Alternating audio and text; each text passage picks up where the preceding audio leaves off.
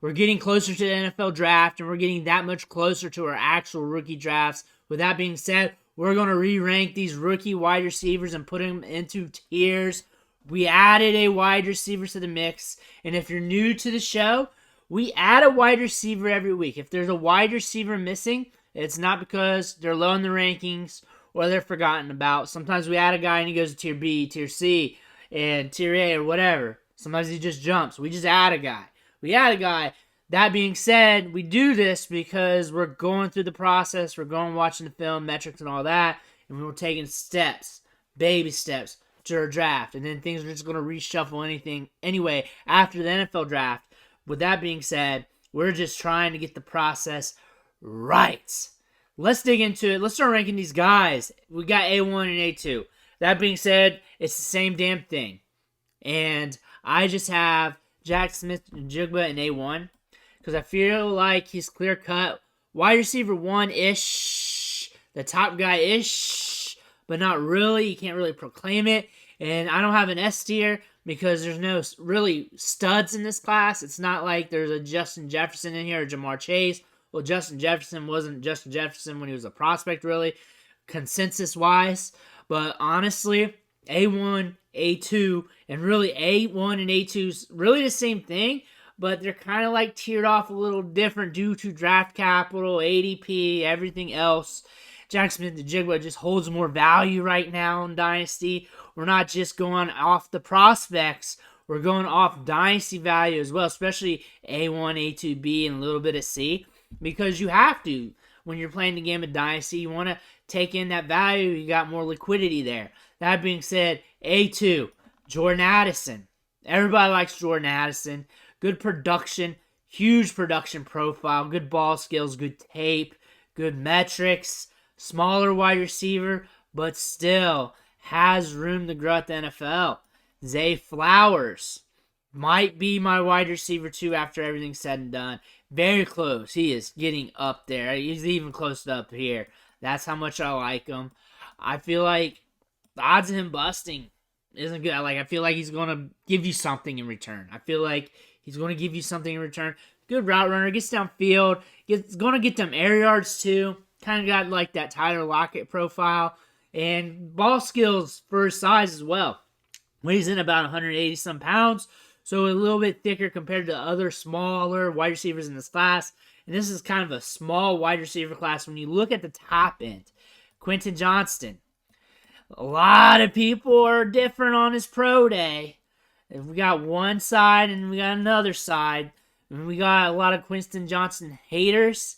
We also got a lot of Quentin Johnston lovers. And I'm kind of right there in the middle. And that's boring. And I'm boring with a lot of prospects. And I'm boring with these wide receivers this year. Honestly, I don't really love anybody. That's why I kind of got an A1 and A2, and it's not really straight direct. Because I don't really love anybody. I don't really love this wide receiver class. I love last year's class. Pounded table in last year's class. And I realize there's going to be some values here. But I'm not really in love with this year's class. But I will take the values because that's how you play the game. But I'm not in love with it. I'm not going to put a ring on it. I will play the game, though. Marvin Mims. I feel like at value, at cost, is a good play. We just did a mock draft. Someone sent me. Went at 212. 212 is damn cheap for a wide receiver with these breakout metrics, good market share, ball skills, 4.3, 840 yard dash, if I remember right. 4.3 speed, gets downfield, good highlight package, 180 some pounds. Get it. A smaller wide receiver, but you're not paying wide receiver 1 price tag or even a wide receiver 2 price tag. Really speculative play at that price point. We could see his value rise even from there if he goes higher in the draft than expected. He could be a second rounder, early third rounder. Just depends on where he goes and who drafts him. Josh Downs. People love Josh Downs. I like Josh Downs. He's got good ball skills. Very good ball skills for his size. Slot receiver, though. But I look at him as a slot receiver plus because he's very nuanced. You can probably put him on the outside a little bit, but you want to keep him in the slot.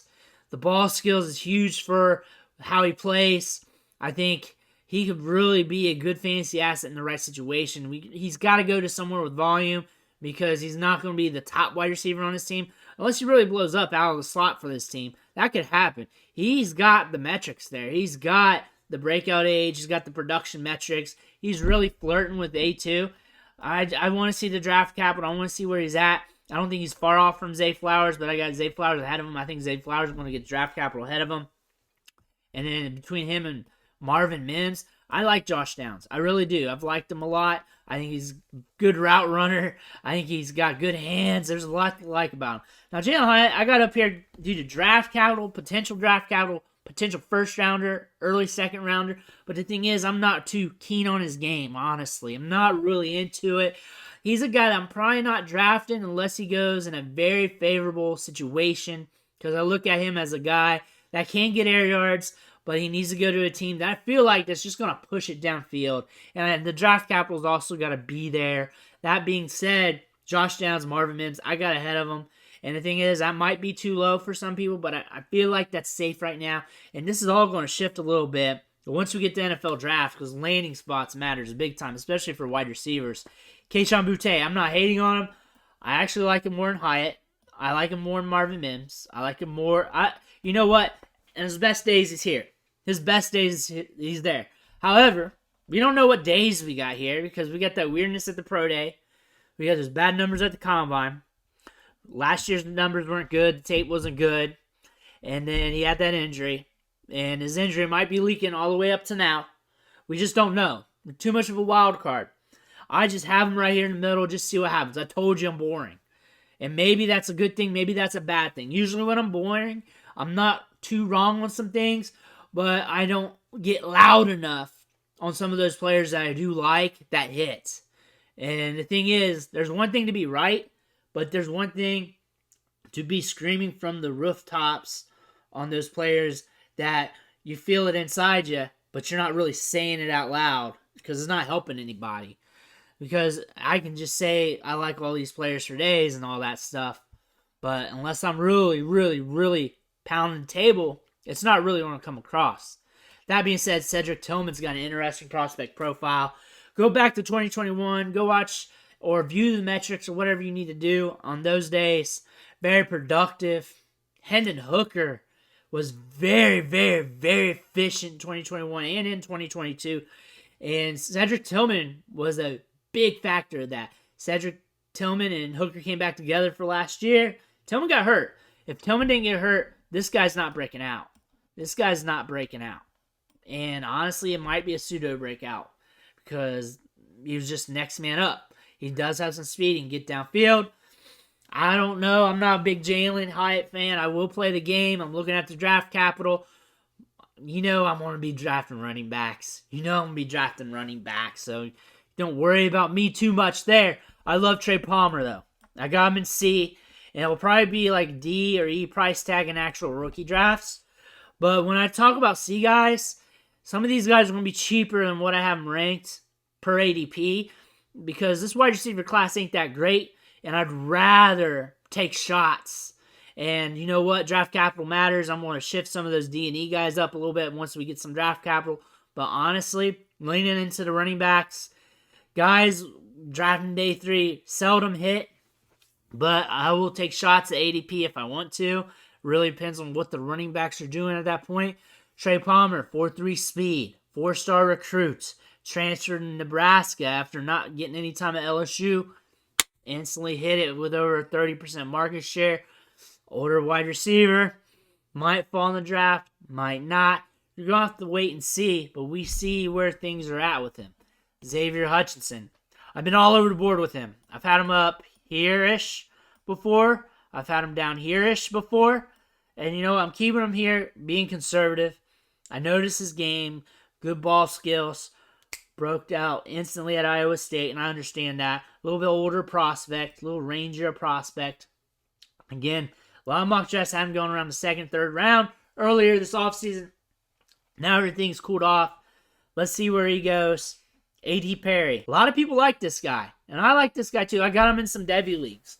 That being said, I already got shares, so I don't really need to pony up too much for him unless he goes to a grand situation. What I like about him is he had a decent market share in the latter part of his career. Good ball skills. Snuck up on us with some athleticism at his testing. A.T. Perry's a guy that could sneak up on us again. You got to wait for him to draft, but good ball skills, good fundamental skills. Really like his tape, like some of his metrics. Also like Jaden Reed's tape. He's been climbing the board for me. Another late, mid-round, something round wide receiver that may not hit for us in fantasy, but is a damn good wide receiver that could probably help your NFL team. I recognize that. Same thing with Parker Washington. He's a good wide receiver that might be better for an NFL team than on our fantasy teams, but he's a good slot. He's a big slot. Something that we don't have much in this class. They're big slot receivers. That's something that might get him draft capital. Decent breakout metrics, market share metrics, considering he was sharing the field with Jahan Dotson on low volume passing attack. Something to notice.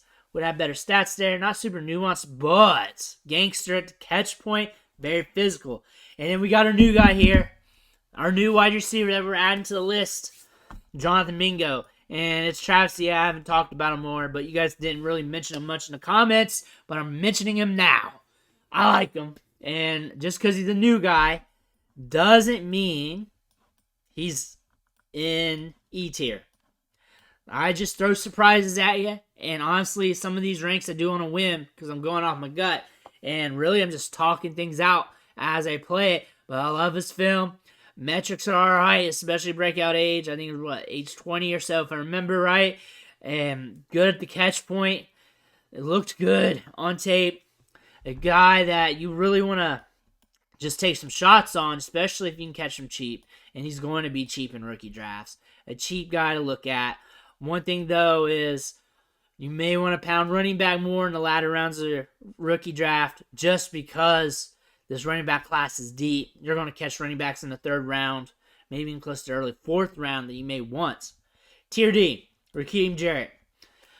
I don't know what the hell happened to him. He was a 5-star recruit, went to Maryland. He had one huge year of market share, but a low volume passing attack. Baby Tua really sucked over there in Maryland. And Rakeem Jarrett really had all this upside coming in, and it just never happened. Then we had this upside with his athleticism. Didn't happen at the combine. Was just good enough, but we were expecting more from all the rumors we were hearing from Maryland this time last year, a little bit later than this time last year. Rakeem Jarrett's really disappointed me. I was high on him in Devy, and now he's really letting me down.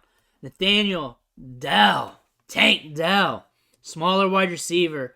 Honestly, at 165, it's hard to imagine him hitting, but he's very nuanced. He's quick. And you know what? The draft capital might be cheap.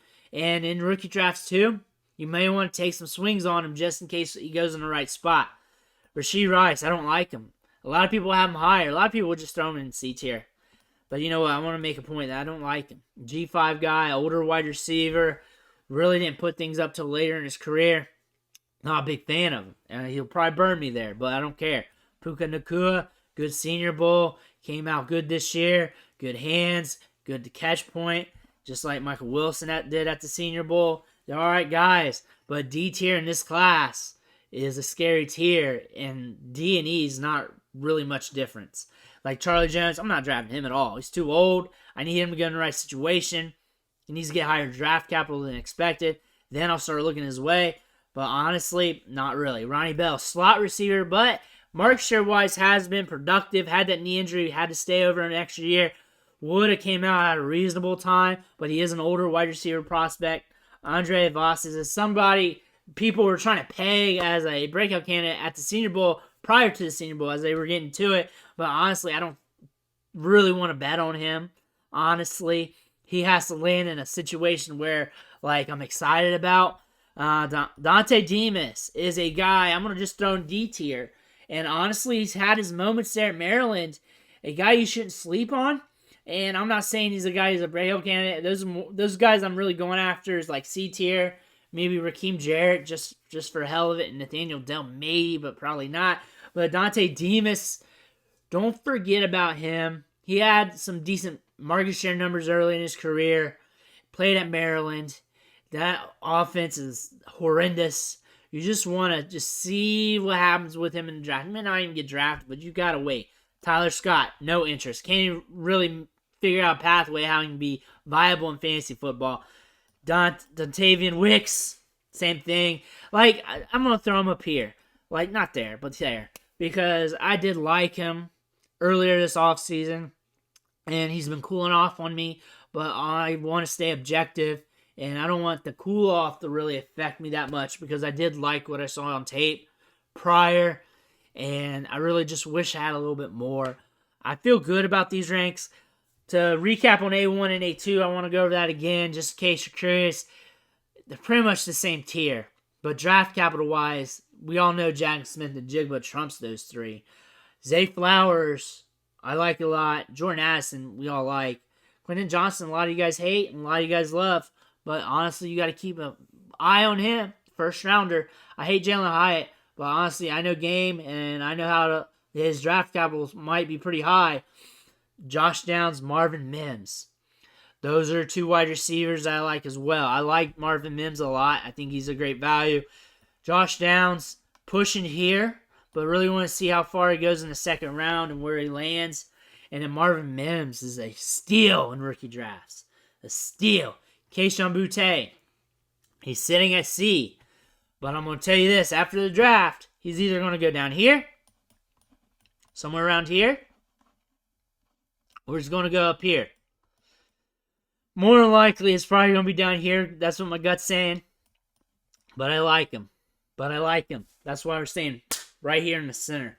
Let me know in the comments below who you want me to add for next week's rankings. As we get closer to the draft, these are going to get clearer and clearer, and then we're going to have to reshuffle them when we get the landing spots. Make sure you smash that subscribe button on the way out. It's only going to help you with your rookie drafts, dynasty teams, and everything else. Thank you for watching. Catch you on the next video.